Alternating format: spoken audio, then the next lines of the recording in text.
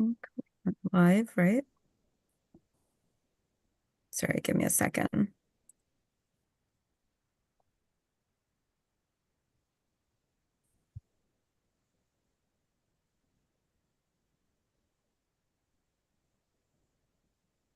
Okay, we are now live. Okay, great. Um, s- Okay. so just to introduce ourselves again, my name is Nipa. I am a hotline specialist for Housing Court Answers. And then I'll have my coworkers introduce themselves. Hi, my name is Angie. I am a housing specialist here at Housing Court Answers. And hi, I'm Sarah. I'm also a housing specialist at Housing Court Answers, and I'll be trying to help out on tech issues in the chat during this presentation. So feel free to put those questions there. But Yeah. back So to you, Nipa and today, Angie. yeah. So today we're going to be going over NYSCEF and Ecourts, the electronic filing system. So Angie is going to go first, and she's going to talk about Ecourts. Angie will be answering questions throughout the while she's presenting. So if you have questions, you can just they should just put it in the chat, right? Yes, Or they should. Yes. okay, so just put it in the chat and we'll monitor. And I guess if Sarah like sees a question, Sarah, you could announce the question. Okay, perfect. So I'm gonna hand it over to Angie right now. Okay, great. Hi, everybody. Thank you so much for joining us today. So I'm going to get started with the first part, which is e-courts, also known as Web Civil Local. Here at Housing Court Answers, we just call it eCourts. But Web Civil Local, eCourts, contains all the cases from all local civil courts in New York State. So it includes non-payment cases, holdover, and Supreme Court cases. These are public record and available on this website, so any of you can access it. eCourts can be used to determine if a court date is scheduled. And I'm going to give you guys an example as well as to how to use it. So how would you search a non-payment or holdover case on Web Civil Local?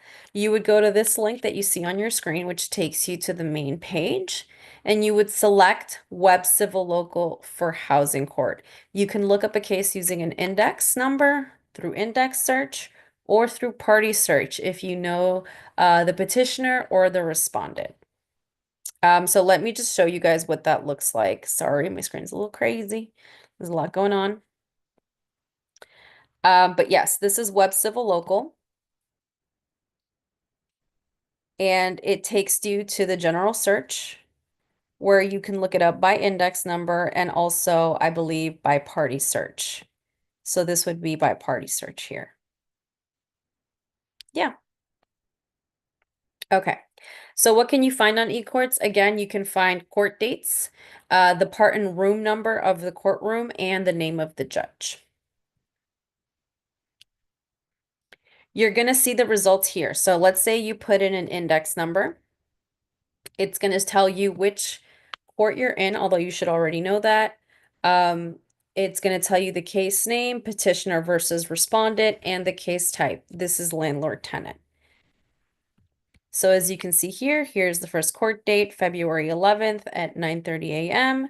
It also gives you like a general idea of what that date is about. This is discussing a motion. It tells you the judge.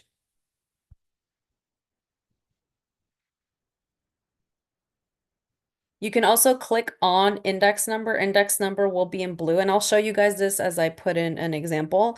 But you can access, for example, the attorneys representing either side. So for the petitioner or the respondent, you would be able to see who is representing that person or entity and their contact information. And you can also see the filing date. So this one, for example, November 14th, 2024. If you click on show all appearances, you can literally see every court date for that case. So you would see previous court dates, current ones, and upcoming ones as well.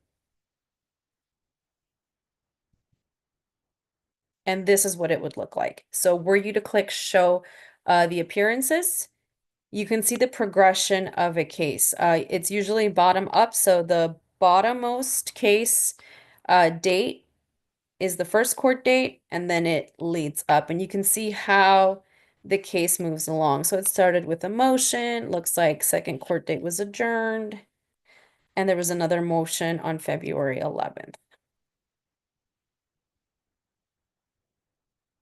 So before we get to this part where no cases is found, because this does happen, I want to give you guys an example of what looking up a case would be like.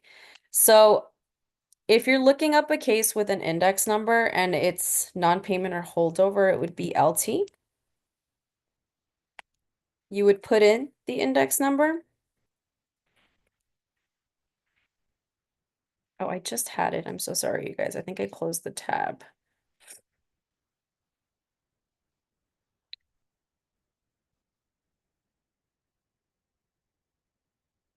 And let's say Queens.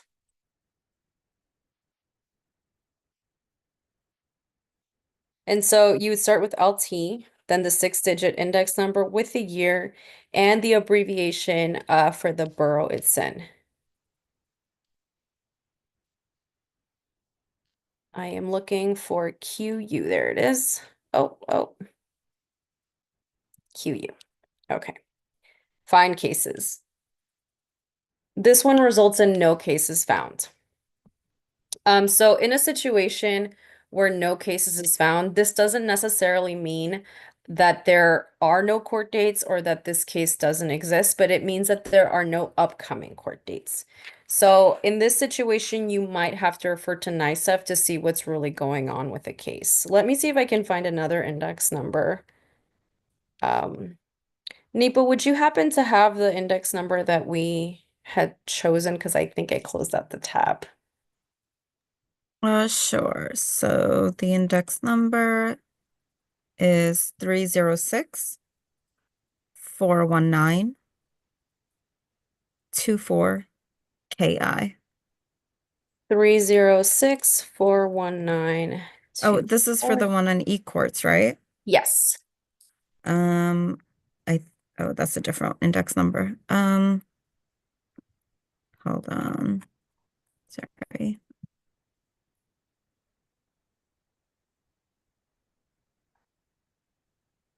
Um,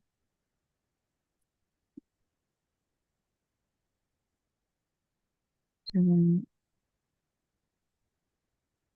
I don't know if I have that one. Thought I did. See if this one, oh, this is also no cases.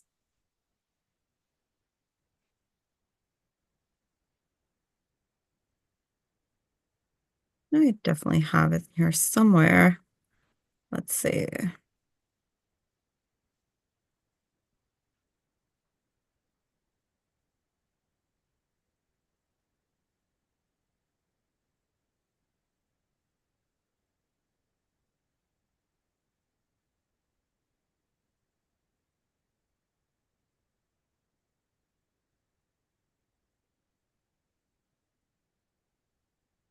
Yeah, sorry. I don't have that one. Yeah, I don't have it either. Oh, wait, I think I found it. I got it. 301-781-24BX. Perfect. 301-781. Okay, great. So you guys are going to be able to see what this looks like. Great. So again, you put for case, if it's landlord tenant, it's LT. Civil would be CV. Supreme Court or possibly small claims would be SC. 6-digit index number, the last 2 digits of the year it was filed, and the borough. Find cases. Okay, there we go. So hopefully everybody sees this, but you can see the court this case was filed in. The index number is blue, and we'll click it so that we can see the attorneys that were assigned to that case. The case status, active. This is the plaintiff with the law firm defending them. This is the defendant, John Doe, and they are defended by the Legal Aid Society. So if I click the index number, it takes me to this page, like in the slideshow. Gives us a lot of information about what's going on with this case. It's a holdover case. It was first filed January 17th, 2024. Here are the parties. And then if I head over here and I click show all appearances, I can see every court date for this case. So it started on April 9th, 2024. I can see what judge was assigned. Looks like that first court date was intake. Oh, Which makes Angie, sense. Yes. sorry, we're only seeing the main tab for like you might have gotten the pop-up with the extra Oh, let um me see. Hold on. showing the other dates. Yeah, sorry. Maybe the pop-up doesn't show up. Hold on. Yeah, the pop-up didn't show up. You might have to do screen share. Just the whole screen, yeah. Okay, sorry guys, you guys are about to see a lot of faces. But yeah, I didn't account for the pop-up. Can you guys see that now? Yes. Okay, great. So let me go back just so that you guys have a good idea. Okay. So I put in the index number. This comes up. I click the index number, which is in blue. It shows me the parties, the type of case, when it was first filed, the attorneys assigned to this case. Then if I head over to show all appearances, can you guys see that now? Yes. Yay. Okay, great. It shows you every court date for this case. So again, it's bottom up. So the first court date is on the bottom. April 9th, 2024 was when this was first filed. You can see that it was with Judge Breyer, intake part 1, and you see the progression of the case. So it looks like this case is now in trial. So March 28th, 2025 at 10 a.m. is going to be a trial date. Yeah. Okay, let me X out of this. And again, and I showed you guys the example of when no case is found. Just because it doesn't come up on eCourts doesn't mean that it's not a case that's active or open. It just means that there's no court date coming up yet. And that would give you this image, which is no cases found. And did we have any questions for eCourts before we switch over to NYSCEF? Haven't seen any questions yet in the chat, but if people do have questions that come up, please feel free to put them into the chat and we'll try to catch up to them at the end. Great. Yay. I'm glad I explained that well. Right. Mm. Oh, Oh, Angie, we're seeing your teams. Or Nipa, we're seeing teams. Oh, there we go. yeah. My computer just froze for a second. Okay. So I'm gonna talk about NYSCEF. All right. I'm also gonna go back and forth. So just bear with me a little bit.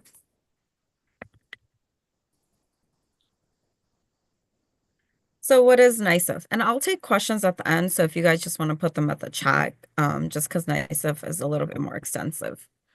So what is NYSCEF? So NYSCEF is a program that permits filing of legal papers electronically, and you can view the documents that have been filed for a case. So basically, if you want to file a case, instead of going to court directly, you can start a case on this website, and it's meant for different types of courts. So this is what the NYSCEF website looks like. And it allows for filing. It's the civil court electronic filing system. So you can file civil, Supreme Court cases, housing court cases, small claims court cases. So all civil, not criminal. So this is what, when you go to the search page, this is what the page looks like. So if you have, so we work for housing court answers, so we're only going to talk about it in the context of housing court cases. So when you go onto the page, when you drop down to the bottom of the page, there's going to be a section called Search as Guest. So lawyers generally tend to have an account since they use it to file, but you don't need an account to use the website. You can just search as a guest, and it'll probably have like a pop-up tool, like a verification tool. You know, you got to click like matching pictures or something. So yeah. So you go down and you search as a guest. Now, how do you know how to search? what case to search for. So there's two different ways. So you can either use the index number or you can run using a name search. So the index number of a court case is always at the very top right-hand corner of any court papers. So in our context, because we focus on housing court cases, where our housing court cases index numbers always start with the LT. So the LT in a housing court case stands for landlord tenants. Um, so if you see LT, that's how you know it's a housing court case. If SC may be like Supreme Court, CV is like civil court, um, but we focus on LT for the landlord tenant cases. And the index number, it's LT, we'll show you. And then you can also try and search using a name. But if you have a pretty common name, you may have a lot of results. So you would want to reduce the search results in a way so that you get less of that. Unless you have like a very unique name and know exactly what you're looking for. Also, sometimes landlords spell people's names wrong. Yeah, that's the other thing. If there's like a spelling, if you have like an extra I in your name and usually there's no extra I, um, or if like Sarah, maybe they just spelled it Sara, Mm. and then you're like, I can't find it. It doesn't mean you don't have a case. You may have a case. It's just your landlord doesn't know how to spell. Um, So yeah, so the index number, so you put the LT to specify the type of case you're looking for, and then um the next remaining it's not gonna be like any alphabets or anything, it's always just gonna be numbers. So we just put 1, 2, 3, 4, 5, 6. The number after that will be the year that your case was filed. You don't put the full year, you just put the last two digits. So if your case was filed in 2024, you just put 24 or 23. On the paperwork, you may have not. So a lot of times people will be like, this case is from 20. I started my case in 2024 because that's maybe when they got the paperwork, but it's not based on when you got the paperwork. It's based on when the case was filed. And that's whatever is written on the top right-hand corner of the court papers. So and then you pick the borough that you're in. Because it's the NYSCEF electronic filing system, for the LT, you pick the borough. So BX is Bronx. Now with Manhattan and Harlem, there are certain cases that can be filed in like the Harlem courts, but they'll still are being seen in Manhattan. So even though it's filed in Harlem, it's you go to the Manhattan court for the cases. Um, the thing is if you live in Harlem, you just kind of need to know. So sometimes what I do is, let's say the tenant tells me they live in Manhattan and I run the index number and I don't get a result. Then I'll ask them, do you live in Harlem? Because it may have been filed in Harlem. So if it's filed in Harlem, you put HA instead of NY. NY, it's New York, but the code for Manhattan is NY. So just be a little bit aware about that. Then Kings County is Brooklyn, Queens, and then Staten Island is Richmond County. Now, when you file cases, when you are searching for a case, you're not, if the case wasn't electronically filed, you are going to get this result. So no cases are found. Um, this does not mean you don't have a court case. If you got court papers, you have a court case. It just wasn't filed electronically. What that means is if someone didn't go in, whether it's the landlord or the tenant, and either file this case online or convert it to an online filing system, it will not show up in NYSEF. But again, this doesn't mean you don't have a case. What this usually happens frequently with like smaller landlords, like people who own 1 to 3 family houses and they don't use a lawyer and they just go in and fill out the physical forms in court and do everything themselves. If it's a lawyer, they definitely have an account. It'll be filed online. But a smaller landlord, they may not. So if you have a small landlord or you are a small landlord and you file the case and you don't see it, don't think you didn't file the case or you don't have the case. Now, when you're running a name search, um, you have a couple of options to try and reduce the filter down. So when you go on the name search, um, you can put the county. Um, so if you have a very common name, like let's say Maria Lopez or something like that, that's a pretty common name. Um, you may get massive amounts of results because remember, it's not just this, even though we're only talking about landlord-tenant cases, this system includes cases all from New York State, including like Supreme Court cases, divorce cases, things like that. They're all in there. So you may get a massive result and you need to reduce that further. So now I'm going to switch screens for a second. Um,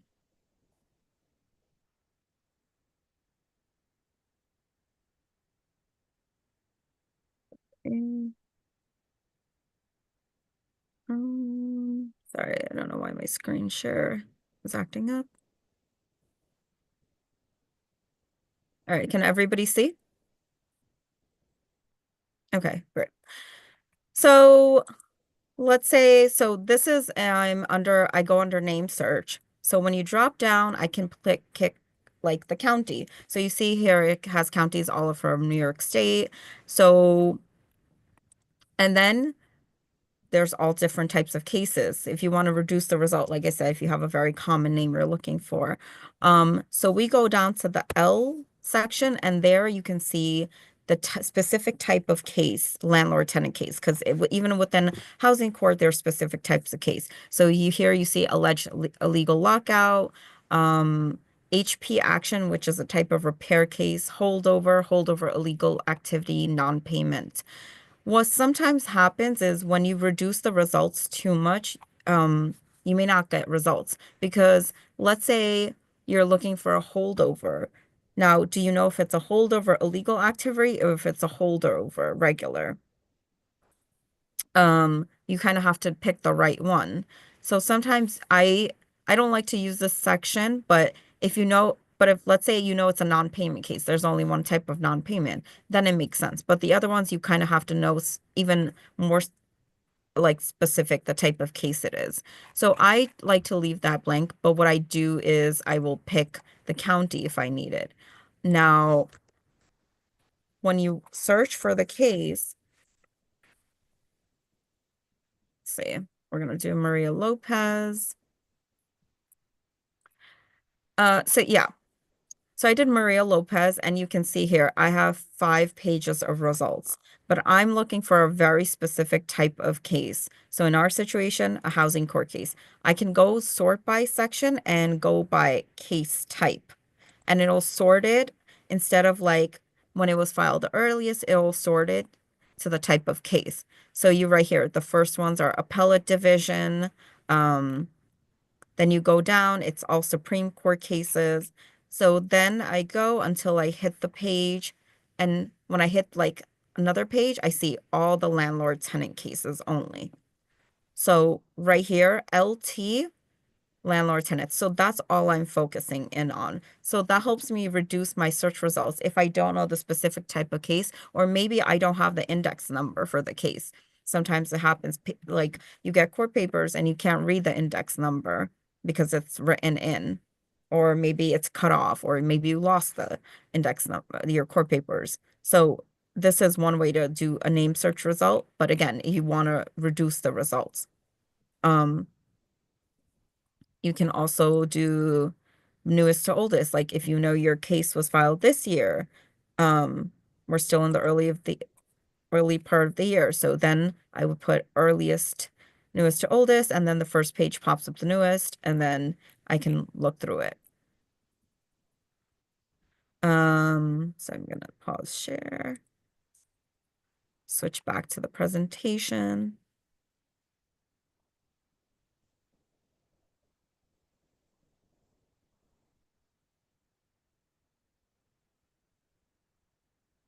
Can you guys see or no? Okay.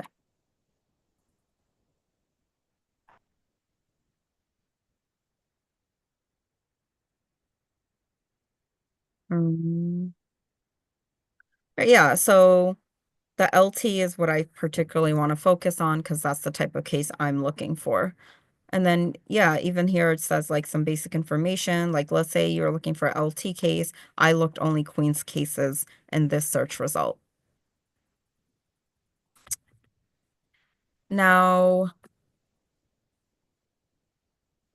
what, let's say you found the type of case. Um, Sorry guys, my computer is acting up. And I want to go in and see the case looks like.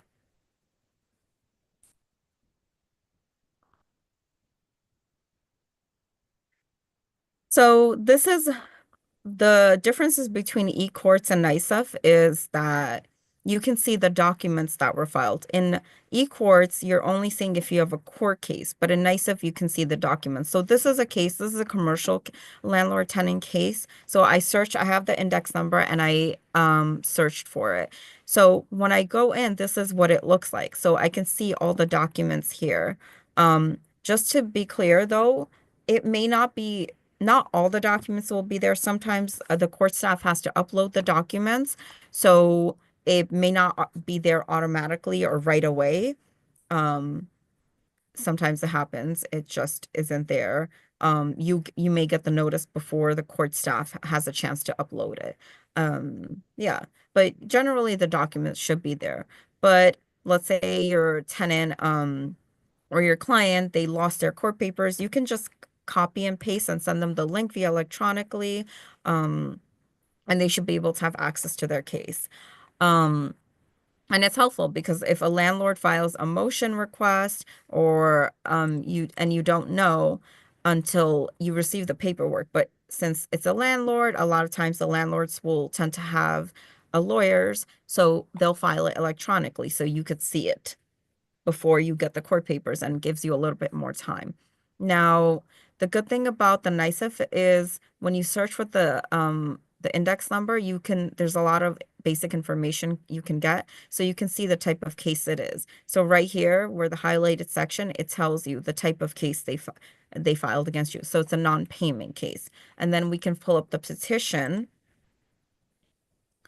And on the petition, it says non-payment, commercial. And then on the petition itself, it says like, hey, what's the amount that they're suing you for? Um, and then also when it was filed. So a lot of times, people, when you get a non-payment case, you have 10 days to answer, and people will say, well, it was filed in February, but I didn't get it till August. And right. So that's when I say, well, you don't go by the filing date. You go by the date that, you got the paperwork, because how is someone supposed to know they've been sued until they're given the paperwork? Now, a lot of times what happens is your client may want to know, hey, when do I have to answer by? So if you see something called affidavit affirmation of service, and usually that's required for any court case, so you most likely will see it. You can just click that and then go into the details and see when the landlord or even the tenant, because maybe it's the tenant starting the case, when they are claiming that they served the other person. So in here it says on February 20th at 4:08 p.m. they served the non-payment notice of petition and petition.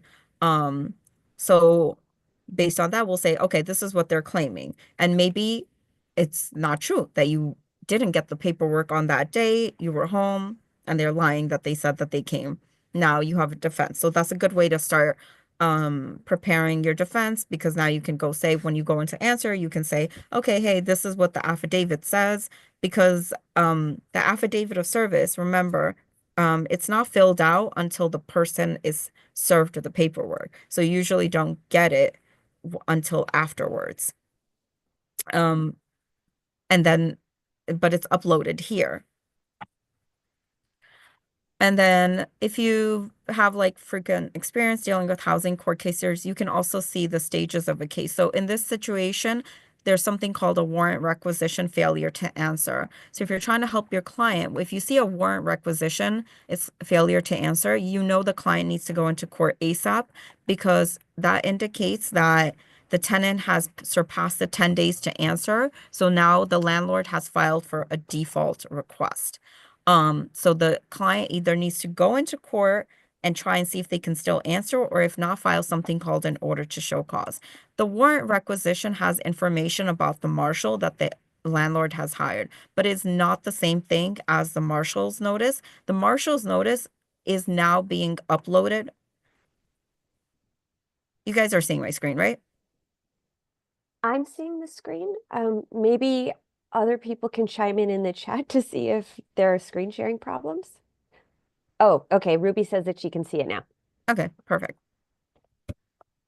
So the warrant requisition has the marshal's information, but it is not the eviction notice. It is not the marshal's notice. That is permission that the marshal has to put in to come and give you the notice. But it is an indication that they are trying to evict. So, and the eviction notice now is uploaded on NYSEF. The marshals are now required to upload it. Will they upload it right away? Again, you might get it before the marshal, um, you know, Marshall has a chance to upload, but the good thing is that if you lose it, you can now see it online. Um, so remember, it's the warrant requisition and difference than the marshal's notice, but it is indicating that um there is a risk of eviction. So if you see that, you need to speak to your client to discuss next steps. And then if you go under case detail, you can see the address that's being sued for. You should always match it up because sometimes there's error here. But let's say there's an error in the address, that could be a defense for a case like, hey, no, this is not the, or if your name is spelled incorrectly, that could be a defense. So just make sure you can check like, hey, everything is filled out correctly. And then if you want to know if the person has a lawyer or how many people are on the case. So in this situation, there's two different defendants, essentially, or respondents. Two people being sued, and these are the two people. And then where it says consented by, if they have a lawyer, it'll say the lawyer's information. If there's no lawyer, it will just say none recorded. On the other hand, the petitioner, who is the landlord, they do have a lawyer, so it'll say consented by, and that is the lawyer's information. And then the marshal that they are using in this situation. There is a marshal already kind of involved. Yeah. Also, if your tenant filed an order to show cause, this case doesn't have an order to show cause, but the order to show cause will be uploaded here. Yeah, so most of the documents will be here. All right, I'm gonna switch back to the presentation.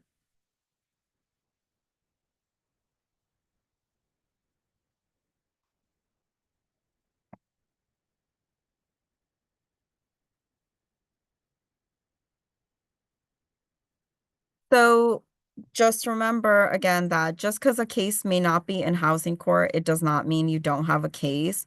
They have to file it electronically. So again, small landlords may not file it electronically. They're not using the system all the time. They don't necessarily know. And the thing is, if you file a case on NYSEF, it's a very technical legal process. You have to serve the other party, things like that. So a lot of times, like smaller landlords are not going to be using this process. But again, if you got court papers, do not ignore them. If you have something physical in your hand, it's real. So just because it's not online does not mean it's not real. You know, it's the whole thing. Like it's not on Instagram doesn't mean it's not real. Same thing. Um, and again, like depending on how quickly they are uploaded, um, there it may not appear right away. So you may get something physical before it's uploaded in the system. And I think that is all I have, but I can go over any questions. Like Sarah, did you see any questions? Yeah, so from a question from Norma, a little further back, um, I was wondering if you could talk about the like the information that's available at those computers inside the courthouses and how it's different from what we've got on NYSEF. Are we talking about the DIY computers? Or Or, I oh mean, the those court computers where you are able to see more, just more information, right? hmm Um, Do you want to talk about that, Sarah? well, it's just like there's a reason why these tenant screening agencies send people to the courts to go to the official computers because, yeah, there is going to be some information that is just not there on NYSEF or not there on eCourts. And yeah, but for most tenants, um, yeah, for most tenants, unless you're trying to do something extremely complicated, usually most of the things tenants are trying to handle, you can get the information from NYSEF. The most common thing is, I want to see the papers that started my case, or I want to see what the judge said when they turned down my order to show cause. Um, yeah, for most of the time, the things that people who come to housing court answers are looking for, using the court computers isn't necessary. But because e-courts, like if your last court date was months ago, all of a sudden e-courts will just stop showing any of the past cases. And so if it's really, really important to you to find exactly what those court dates were from the past, um, it is possible that you might need to go to the court to use their computers. Let me see if there were some other questions.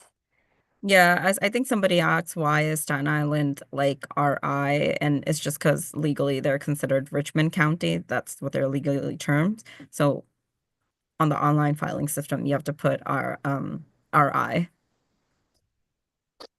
I think it goes by counties, and for some reason, like Staten Island and Brooklyn have different names in terms of counties as opposed to just like calling it Staten Island or, Brooklyn. Kings County. Let's see. Um, Looking for more questions. Um, oh, we had addressed this a bit in the chat, but somebody had asked about um, if people are able to get court dates faster when they file things on NYSEF rather than going in person. Um, I don't know if Nipa or Angie, you wanted to chime in on this. I mean, I mentioned in the chat that a lot of uh, a lot of the question of how soon your court date comes is just a question of how jam-packed the judges' calendars all are. And that could be different from borough to borough. But I don't know if Nipa and Angie, you wanted to chime in more about doing things on NYSA versus doing things in person. I mean, I don't think there's much of a difference besides when it gets filed, right? So like if filing it makes it faster by like a day, I don't see it expediting it any more, like significantly. What do you think, Right. Nipa? Yeah, right. Like the only difference is that you can't go into court on Saturdays or Sundays or after 5 p.m. to do the work. So Right. you might have is it first come, first serve? Yeah. So if you could do it online, you get the first dibs, but it's by like a day or two. Yeah, not anything significant. Um, here's okay. This is kind of an exciting question. Do you know if there are any plans to allow tenants to file orders to show cause online? You can file an order to show cause online. It's not that you can't. It's just that it's a very technical legal process. You have to serve the other party and follow the rules of service and make sure you did it correctly online. So we as non-lawyers, we cannot assist you or advise you how to do that because we are not lawyers. people have done it online, and some people, they've done it correctly, and they've served and it's gone through. But if you don't do it correctly, and I've seen the scenario where someone's like, I filed it online, but it was rejected because you didn't do it correctly or you didn't serve them. So lawyers do it online. You as a tenant can do it online. It's just not something that we help with as non-lawyers. Um, and I don't, uh, yeah, sometimes we've gotten used to doing so many things online in our lives, just ever since the pandemic started. But um, it is also true that just there's a difficulty level for tenant, like in order to file something on ESEF, it's not like just anybody can, right? You need to be able to set up a NYSEF account, and with there you would need to uh, fill out an application, get uh, the application letter notarized by somebody, and then send it to the powers that be, I forget who, in order for them to say it's okay to give you a NYSEF account. And for most tenants, it's kind of beyond their Right. either skill set or their patience level, um, which is why it's still pretty rare for tenants to do e to file things on NYSEF themselves. Like NYSEF for most tenants is a great resource for looking back at the documents in your case, but when you're actually trying to submit something, usually tenants do it in person. Right.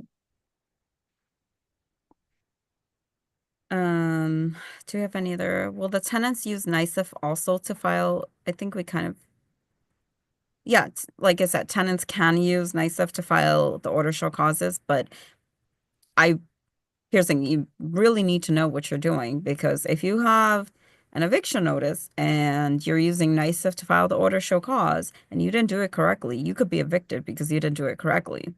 So you need to make sure you're doing it correctly. And again, you need to serve the other party when you're doing that. And those are like very technical legal rules. So I got another question. Can we go over again how to find a case using a name or address only? So we on NYSEF, you can't look it up using an address. You can only look it up using a name. But yeah, I can show, um, let me switch screens. Um,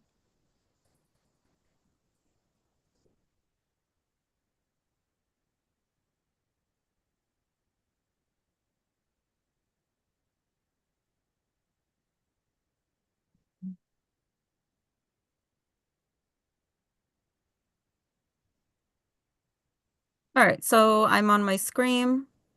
And so I need to switch tabs because case identifier, this is, so I'll go from the beginning. So when I type in the address, I'm here, then I go to search as guest. Then I need to switch to name. Now, if I'm a business, I need to put, if it's a LLC or corp, I need to put it on this line. So like it'd be like, um, I don't know, SpongeBob LLC. Then I would put it here. But if it's a name search I'm doing, like an individual person's name, so a tenant, I'm gonna put Maria Lopez.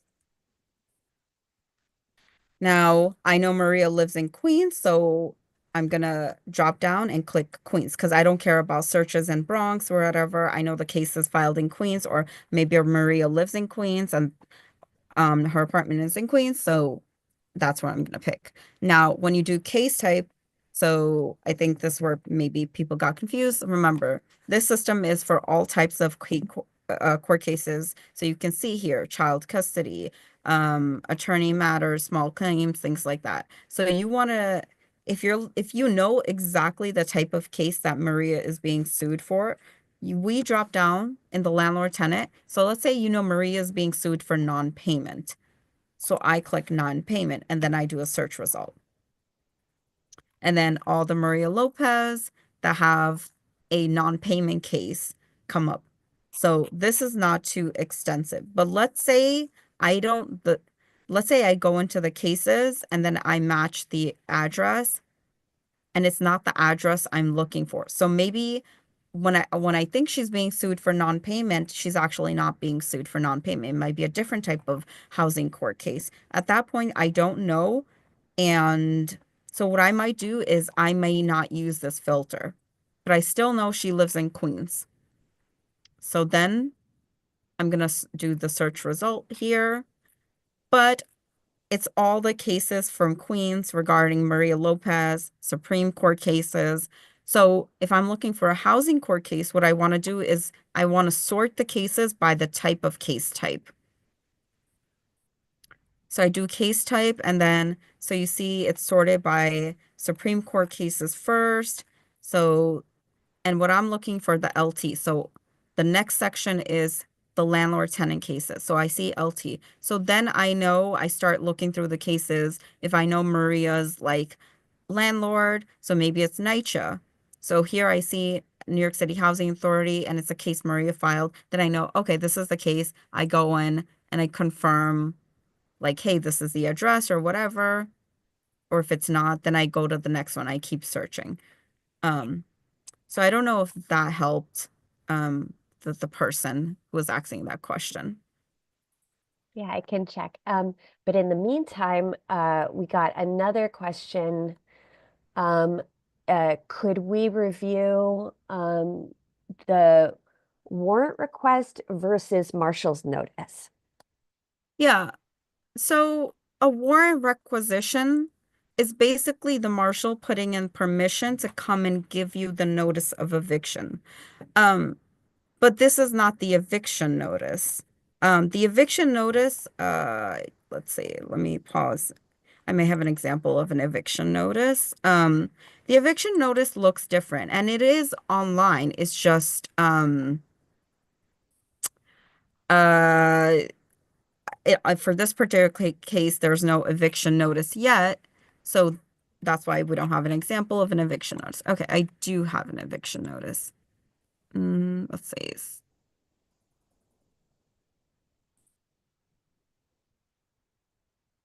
Okay. Can you guys see my screen?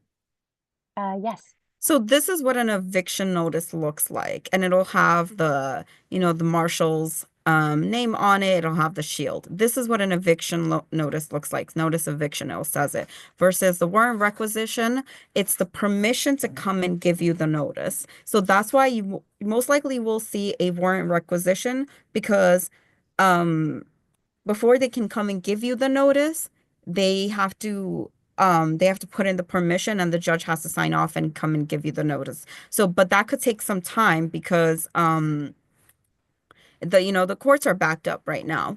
So that could take a little bit of time versus warrant rec the warrant requisition. So the minute they get the warrant requisition signed off, the marshal can come and give you the eviction notice. So they may come and give you the eviction notice and then upload it into the system. So you might get the eviction before, or sometimes they may upload it first and then come and give it to you based on their schedule. Um, so I don't know if that clears up everything. Warrant requisition does not allow them to evict. It's only when you get the eviction notice and you see on the eviction notice, let's see. On the eviction notice, it'll say on the bottom right here, earliest eviction date. That's the first day that the marshal could come in to lock the door. So this is what allows the marshal to evict.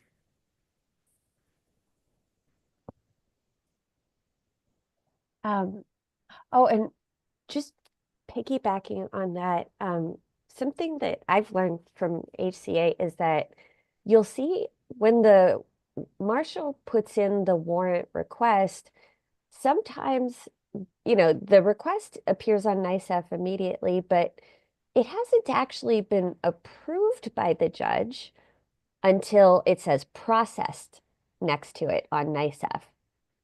So sometimes a tenant, yeah, thank you. Sometimes a tenant comes to our table and is trying to do an order to show cause, and sometimes the judge actually asks them to withdraw it, saying there isn't even a warrant yet. So it's just too early. We don't want you using up all your orders to show cause too early. So that's just, a little detail about how things look on NYSEF. So let me Um, see. let's see. So one of the attendees mentioned that housing courts often have no printer. Yeah, the printers that are there frequently out of service, out of ink. Maybe they only take change and nobody carries change anymore. So, maybe suggest to all your tenant clients to print things out somewhere reliable before getting to court. Um, So this is a something maybe it's interesting. So if you see something that says notice of appearance, also it means somebody hired a lawyer or somebody got a free lawyer. So you can go into the notice of appearance and read it to see who has the lawyer. Usually if it's the landlord filing the case, they will have filed it and the notice of appearance that comes up, it's only um that it's usually the tenant or the respondent saying, hey, this is the lawyer. So that's a good way to get more detailed about the lawyer in the case.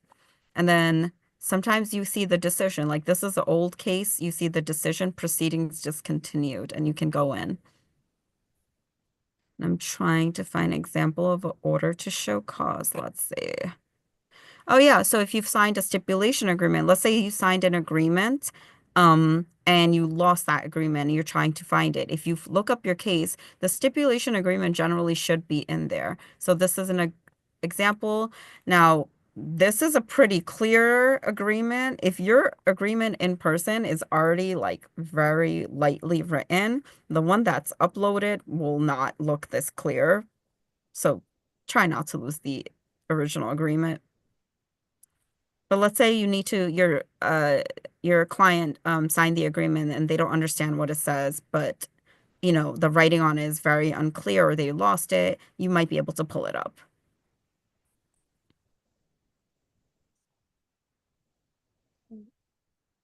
Yeah, and here you guys wanted so the order to show cause right here it says process and it's copy of order to show cause sign. So this is something that a lawyer did. Um, but the order to show causes that tenants do, really want to find one. Let's see.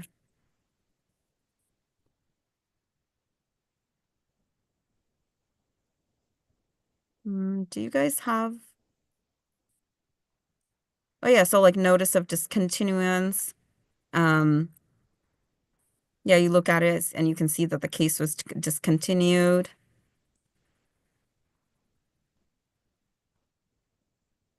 Let's see.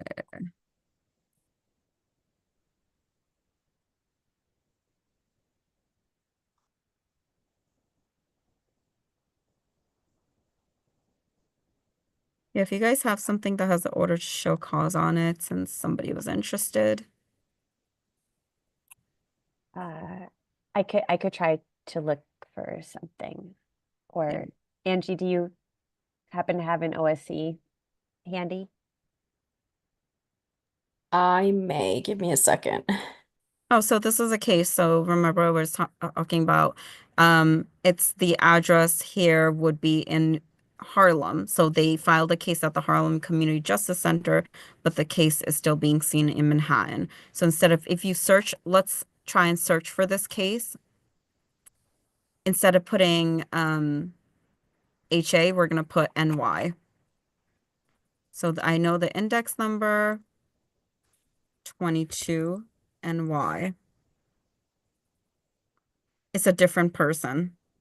So, so right here, it's against a Clover Court Realty versus HA. See, it's against it's Dorothy Calger versus NYCHA. So, Oh, and she sued the CEO of NYCHA. mm-hmm.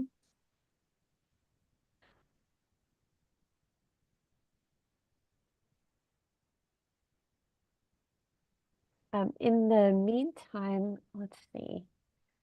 Yeah, there was a question about uh, you know, resources for certain processes that are a little bit beyond HCA's um, uh, Mhm. abilities. Like for example, trying to file an anonymous caption. Um, so I was just mentioning that we send people to the help center. So every housing court has a help center. Um, and it'll be in a different location. In Manhattan, it's on the first floor. In Brooklyn, it's on the fourth floor, et cetera, et cetera.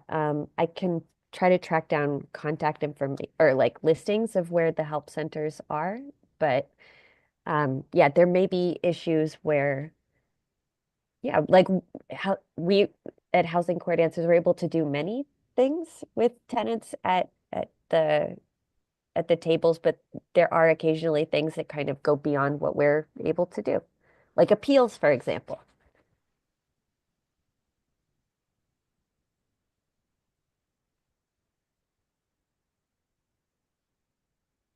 Yeah. Also, if you guys are looking for a super old case, it most likely is not gonna be on NYSEF. Um, and just because like really the electronic filing system went like after pandemic, it really like went into gear. It's not that it wasn't happening before the pandemic, but things, obviously virtual became something very, you know, common after the pandemic. So if you have a case from 2017, maybe you'll have luck finding it. If not, honestly, it's from like 2017 or something. You need to go down to the courthouse, and it's probably not going to be in the court either because they don't keep their records you know all their records on site. They may have in a like a storage facility or something. So you have to make a request for it, and then they have to go through their records wherever they keep it, find the case, and then when they're ready, they'll call you to let you know, like, hey, okay, we have the case ready.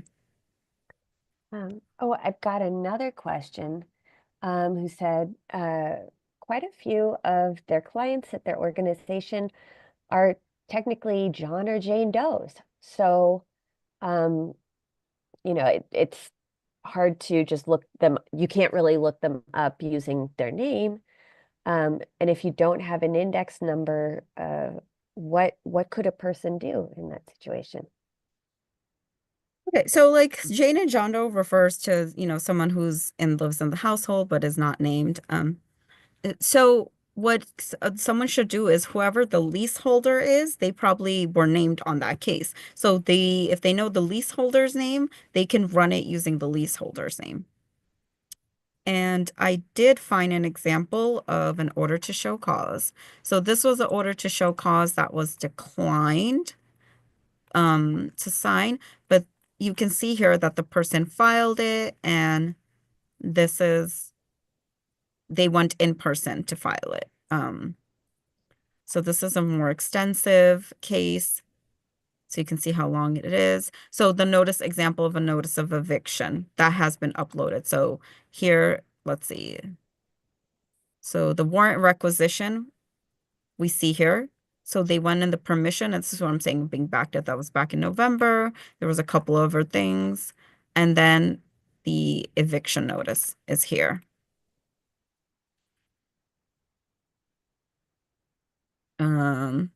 Yeah. So let's see this case. Did they have a Jane and John Doe? So in this situation, yeah, they had a Jane and John Doe. So you can't search it using the Jane and John. You can search it using Jane John Doe. You're just going to get a lot of results. But if you know the main person's name, which I don't want to like, um, exemplify, um, you can search it using that person's name. And then also if you have a Sometimes client, also I if was you have a just client, going to say, oh, sorry. yeah. Sometimes looking up the landlord's name might be a way to narrow things down. And then those computers at the court that do have more search terms, more available, might be worth trying to find something in those computers, but you would have to go to the court to actually use the court's computers. Yeah, and also if you want to see if your tenant answered, this is what an answering form looks like. So right here, it'll say answer self-represented, and then you can drop down and you can see when their next court date is. Um, oh, here's another question. Mhm. Where can I find the change of lawyer document or notice if it is not in the case folder? If it's not on NYSEF, it should be in NYSEF.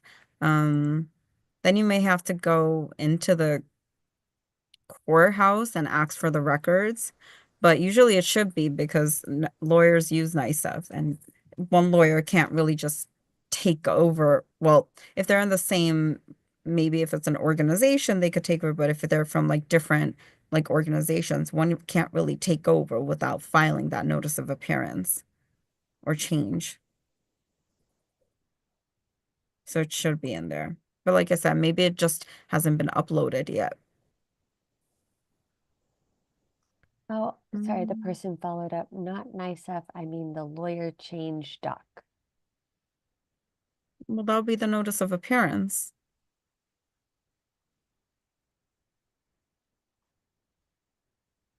Yeah, when lawyers when either a lawyer drops a client or when a tenant takes on a new lawyer or you know, the document is supposed to show up on NICEF eventually. Um, and often there might be a document from a judge that says that they approve the lawyer change. Um, it's supposed, Yeah, if she's talking about like the lawyer change in terms of like, hey, there's no longer a lawyer, then that would be an order to show cause, usually a lawyer files requesting that they be removed from the case. So you might be looking for an order to show cause instead of a notice of appearance.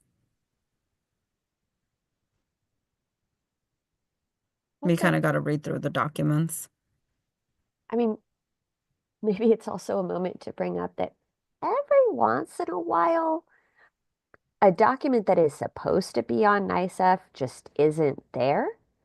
Doesn't happen a ton, but it can happen. And that, I, I think that's usually just a clerk error.